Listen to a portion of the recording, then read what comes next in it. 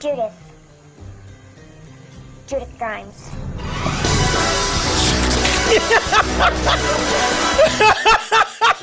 I was like, you gonna pull that James Bond shit, man? Wow. I ain't gonna mess with y'all tonight. I'm gonna tell y'all plain English. Go to dtmerch.com. Get the, how you say shirt in Spanish? Camisas. Get the camisas. Get your backpacks. Get the phone covers, the gift certificates. You can sign up many ways. One way to do it, Amazon account, use our Amazon Pay button, put in the username, your password, press enter, and ooh, shit. Denise, how did you sell them shirts? Yeah, you showed them that toasted goodness, didn't you? Oh, yeah. Talk about a little something people been talking about for the last couple of days, but I'm finally getting around to it. Let them TV boys have their time. What's in the box? Mm-hmm. Yeah, I let them go back in that box, and now I can say what I need to say. What you got to say? Well, people asking me about The Walking Dead because people know that I'm a big fan of The Walking Dead, and why shouldn't I be? I'm one of the reasons why The Walking Dead is as successful as it is. I got the first issue, love the artist, love the story, and I would buy collections of it, and I would hand it out to people all the time. I was almost like the Mormons or Jehovah's Witness. I was knocking on people's doors. Can I talk to you about The Walking Dead? Yeah, do you have a moment? Do you mean Jesus? Yeah, man. Speaking of which, I treated this like a religion. I no matter how bad this show would get, and especially when the show came out, October 31st, 2010, 8 years ago, on Halloween, Is that what it was? It was almost a week ago, Martin, that the zombies rose to walk the earth again. And that's when The Walking Dead season 1 premiered. Oh, look how young Rick was. I know. Didn't have that scruff on him. Look at him. Wrinkle free. Damn, that zombie apocalypse aged his ass. Oh, yeah. He looked like Obama after 8 years. This is I had one of my favorite producers and directors on there, Frank Darabont, who did The Mist, also did The Shawshank Redemption. But the first season was phenomenal, man. I think even second season was really good, and they were staying really true to the books at the time too. And I was amazed at how well they were actually duplicating certain pages straight out the book. Sure. So man, yeah. So I was like, man, I'm in. This is my religion right here, Walking Dead. I treated it like that because I almost got cult-like with it, because no matter how bad the show got at certain times, no matter how many people made fun of me, Korey, wake up! You still watching that bullshit? And you heard that a lot. I heard that a lot, but I stayed with it. You're a true believer. You're an apostle. I was a true believer, man. I said, you know what? I said, it can change. Give it time. He can change. And you know what? At certain times the show would flip-flop. Some seasons would be great. Some seasons wouldn't be so great. But when it was good, it was really good. So that's why I stuck to this long. Plus, you were always saying, okay, it might not be good now, but when Negan gets there, you guys will see. Oh, you're going to see how good it's going to be. You're going to be sorry you talked about Negan. When you put that bat on your ass, at least you know I stood up for him. You know, I'm converted. I'm on that Negan dick. But you just got to lean. Yeah. No, it stays there while he leans. That's the only thing that does stay there. That's the pivot point. The pivot point. You know, I was, after watching the episode, this last episode, which is not the season finale, but with this episode where we have, it's supposed to be Rick is finally leaving the series. Rick is finally gonna exit, and that was a much hyped up departure for him, and whose exit also promised to take us in a new direction. The show's getting a new showrunner. The stories are going to change. They're concentrating on new elements, and for the most part, you're getting less of that leaning Negan right there. Oh my God! Is that a real statue like that? Thing is, when you bought it, it was standing straight up. When you get it home, well, look at here. Nice room, kid. After all this time, one thing became very clear. Ain't a goddamn thing gonna change, man. So many different things started repeating itself from mistakes of the past. So many things that people, and this is after the fans have criticized, have given their input, after the show's been losing viewers. I'm looking at IGN right now, but you can look at a lot of places. The Walking Dead season 9 ratings are plummeting. Damn. Yeah, and it's still highly rated, so AMC is not exactly worried right now, although they should be. But even ratings are going down. And after all this time, it doesn't matter how many new characters they bring in, no matter how many new villains, new plot twists, we're always going to end up here. And it ain't good in this spot where we're at right now with this show. Even with this thing that they did with Rick Grimes being, quote unquote, killed off. Uh-huh. Now, Martin, let me tell you what they did. Why quote unquote? Either he's killed off or he's not. Oh, Martin, allow me to explain. Okay. I'll explain for you, Martin. First of all, since we're talking about it, that's the one thing about this show. It's called The Walking Dead. And y'all can't even kill nobody, right?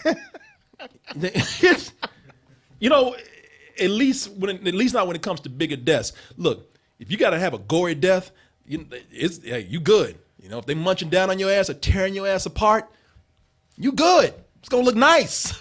The effects on this show, wonderful. People love it. But if you got to have an emotional death, boy, they would take that towel and wring that shit dry. And that's what they did with Rick in this show. The episode when he was supposed to die, they try to get as much emotional impact out of it to a fault. And they've been messing up with that lately. And the reason why is because when you try to get too much emotional impact out of these characters, they usually do it at the sacrifice of story. It's all filler. It's lazy, really. Oh, right. Yeah, and like with this episode where Rick was supposed to go, most of it was taken up by guest appearances from other characters. Oh. Like Shane coming back. Right. All right, that's cool. Let Shane come back. Shane and him had a complicated relationship anyway. If you've been keeping up with the show, he was getting down with his wife. Rick's little girl might be Shane's baby. So Rick is still, he's still fucked up about that. He's still thinking about it. But then they just started bringing in other people. Hey, y'all remember Herschel? They brought in Herschel. I thought he died. He did die. No, I mean the actor. Oh, they had these scenes before he died. Okay. Yeah, so Herschel came in, and it gets to a point with all these people, they start bringing in kind of saying the same thing. They're either saying the same thing that we've already heard from past shows. Rick, you did what you got to do. Rick, y'all know they don't look at you for a leader, but you did what you had to do to survive and protect your family. Or other characters coming in and saying the same thing. They're saying things, hey, keep going, Rick. You'll understand family. You know what family really means. It's the same shit, man. Are you serious? I'm dead serious. No pun intended. With Herschel and the light shining off the heavenly background right there. Yeah. And Martin, here's the funny thing about it. They started bringing so many people back because they had to already fill this time. They brought back people that weren't even close to Rick. They had a character named Sasha here. Yeah, he hardly spent any time with Sasha. Sasha came in to deliver the most poignant message that they were trying to say. And a lot of people already were criticizing this, calling this the Ghost of Christmas Past episode. Right, that's what it looks like. Yeah, and it was funny because you look at it and it's like, it was obvious that the people that really were important to Rick, they said, nah, fuck that, I ain't coming back. The kid that plays Carl. Oh, Carl didn't come back? Man, he didn't want to go anyway. His daddy was mad. He's like, y'all killed him like that? Boy, don't you take your ass back on that set. Nah, he's like, I'm done. He's like, they killed me. He's like, I didn't even know they're going to do it. I'm finished. Glenn said, shit, y'all beat my head in. Glenn was his best friend. Glenn said, I got other things to do. Y'all did me dirty. I mean, I know what happened in the comics, but you know, y'all could. It's like, if you had read the comics, you'd have known this was coming. Or y'all could have rewrote this shit and let me live. Y'all know people that want me to go. And Rick's wife didn't even come back. I'm like, what is she doing? Lori. Yeah. And Lori's like, man, I went out with people hating me. People called me a bitch when I died. Right. I did not have a glorious death. My friends had just started to call me back. No, I'm not going. No, hell no, I'm not going. It was almost like it was obvious that they just could not get these people to come back. Wow. Or at least that's what it felt like. That's cold. But with these episodes that are filled with past characters, even if they were able, let's just say they were able to get old Carl back or Glenn or even Lori, shit, Tyrese, anyone would have felt more close. But even if they were able to get those people back, it's still cheap. Yeah. it's a lazy way to get an emotional response when you don't have a real story. Like, because it's cheap. And if you don't believe me, think about what was happening when Rick wasn't having these flashbacks. He was either spending like 2 seconds crawling away from some zombies, but most of the time, Rick's story, when he wasn't flashing back, think about it. What did Rick do when he wasn't hallucinating? He was trotting on that horse. There's a horse where he's just falling asleep on it because he's injured. He just down, and the horse is just tired. The horse is so bored. Horse don't even want to be here. The zombie's right behind the horse, and the horse just taking his own sweet time.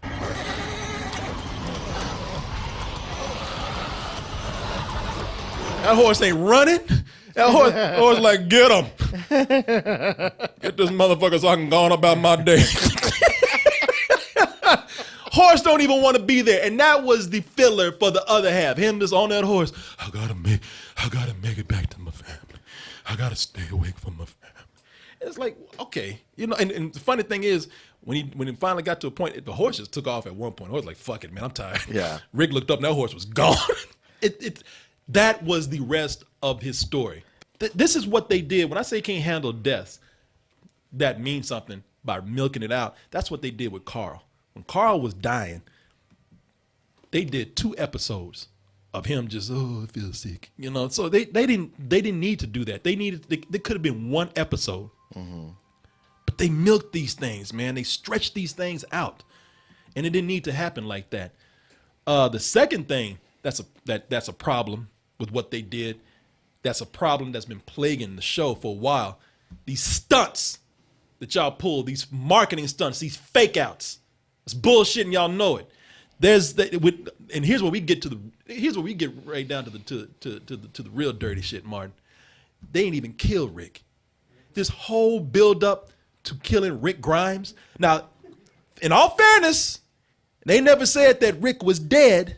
And some people even guessed that, yeah, you know, since they didn't say it, there's still a chance that they could do it. But, yeah, they said he was leaving. But yeah, they said he was just leaving. But a lot of people said, man, look, I know, but the thing is, y'all, no, Rick gone, man. They ain't gonna hype this shit up like this unless they killing him. No, they ain't gonna do us like that. Or they did you like that, and then some. There's a part in here where Rick, okay, it meant something. When that horse finally got tired of that shit, and he finally could get up and do something where that was the whole point of the series. He had to blow up this bridge. His one last mission. Yeah. His one last thing to save the communities. He blew up this bridge that would keep these zombie hordes from going over. And it looked like, I mean, it was a lot of dynamite there. And the shit just blew up and apparently engulfed him too. Oh, but you didn't see the fires cover him. So you didn't see when the gust, Martin, it knocked him back. And he laid on a hill and got found by that trash art chick. And there he is right there, Martin. You can see. Look at him. They got helicopters there? Yeah, they got helicopters in. And there he is over there on the hill. And, I'm still good looking though. You know, he ain't burnt, ain't got no crisp on him. He's still bleeding out a little bit, but that was a cop out. I blame Arnold Schwarzenegger. Because of Commando, it made everybody think that, if an explosion goes off, you could just ride the concussion and fly back, and you'll be okay. No shrapnel, no being burnt, no having your limbs torn apart. Well, if that's the case, Martin, Rick Grimes says, thank you, Arnold. You saved my life. That is something I could have kind of understood if they didn't build it up as much as they did. And furthermore, if you didn't build it up, because, Martin, what they did was this whole thing was just a big commercial for something else that they're doing. Oh, the spinoff, right? No, the movies, Martin. That's right, the movies. The Rick Grimes trilogy. That's right. I did read he was going to do movies. Martin, this was a commercial. That fool this was just a big commercial, this whole campaign. He might as well have been lying on that fucking dirt with a sign that said, drink your Ovaltine. This is bullshit, man. That is something that a lot of people didn't expect that they would do, because that's something they should have learned by all the fake outs that they were doing with Glenn. Oh, yeah. They faked out Glenn having like 2 imaginary or fake out deaths before his real death. Everyone knew that they were doing this in anticipation for Negan. You know, they were teasing us, and everybody played along until we actually got to Negan, and it kind of sucked. But people still felt a little people still felt a little duped, man. It's like, all right, you didn't have to do all this. All these little cheap stunts you're doing. People saw right through it. This is the one time that people didn't see through it, but they would expect you to carry through, and you didn't, because you didn't have the balls to kill your main character. Just a fucking commercial. They were selling a soundtrack with this. Now, granted, they played a song that they had from, I believe, one of the earlier seasons. I don't know. It might have been season 1. It was a throwback. But after this whole thing was supposed to be on this emotional journey with Rick, and then somehow he has this big heroic comeback. Now we playing some 80s pop music or 80s. It's Wang Chung that's doing it. Okay. Going back to this Wang Chung song. Drifting on the spaceway by the beat. Rock on, Rick! Oh, I thought that was something you edited. Oh, they really did that? Martin, I didn't edit this shit. Why would I do that? Oh, shit. Why would I do that? I just it just didn't seem like it fit that scene. Martin, do I look like The Walking Dead to you? Does it look like I do that shit to you? No, that's what I'm saying. They leave playing iHeartRadio. Bob FM as they going away, playing some old pop tunes. Mapping out constellations of the place I know so well. Something like a music video. Yeah. Like You're unbelievable. Oh! And Rick actually looks up. Oh! This is a lot of bullshit for one episode that has been all this build up to. I'm curious, did you watch it all the way to go into The Talking Dead? No. Because I'm just wondering how many times can Chris Hardwick get up there and go like, wow, that was a really emotional episode. Is there ever going to be a time where he goes, okay, I don't know what to say about this one. Yeah, Martin, when he stops getting paid. Yeah. Because when it came out, it was a bunch of, he knows it was bullshit. It was a bunch of, wow. Huh? Right? Boy, that was something, wasn't it? Yeah. That's a special one. We're going to have to take a moment of silence on that one. He would kill me on some of those. Man, he would lay it on thick. Yeah, oh, so thick. That was a heart-wrenching one for all of us here. I think we're gonna need, let's have a moment of silence. It's like, shut up, bitch. These ain't real TV people. Show. Yeah, come on, get out of here with this. You are so correct, man. He'd be all up in that AMC ass. Yeah. That was Wang Chung, and the song's cool. I think it's called Space Junk. So the song is cool, and what I did like about it is that at least it was a throwback to the first season. It wasn't them, because for a while on Talking Dead, they'd be like, hey. But you know what? What about that song, huh? It just so happens we have the band right here. Oh. With their new hit that you can find on iTunes. Number 3, man, the writing is just bad. And I've noticed that, like they've had some good moments, man. Yeah. They've tried to have that Game of Thrones moments, and they've worked to a certain extent. But when it's bad, it is bad. They do a time jump here. Rick has a little girl, so they do this time jump where I guess she's the new Carl now, and just the way they introduced her, man, a kid would write it like this. Oh, Judith Grimes.